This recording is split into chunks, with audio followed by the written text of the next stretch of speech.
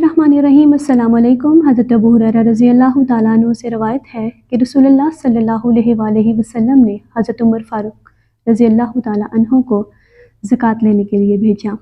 उन्होंने वापस आकर बताया कि इब्ने जमील, खालिद बिन वलीद और आप सल्लल्लाहु अलैहि वसल्लम के चचा हज़रत अब्बास ने ज़कात रोक ली है, यानी ज़कात नहीं दी। आप सल्लल्लाहु अलैहि वसल्लम ने फरमाया कि इब्ने जमील का मामला ये है कि उसने अपनी उस बात का बदला लिया है, क्योंकि पहले वो फ़कीर था, अल्लाह ने उसको गनी कर दिया। और रही बात खालिद बिन वलीद की, तुमने उनसे ज़कात मांगकर उन पर ज़्यादती की है, क्योंकि खालिद बिन वलीद ने अपना सारा ज़रो सामान, अपने हथियार अल्लाह की राह में वक्फ़ कर दिए हैं।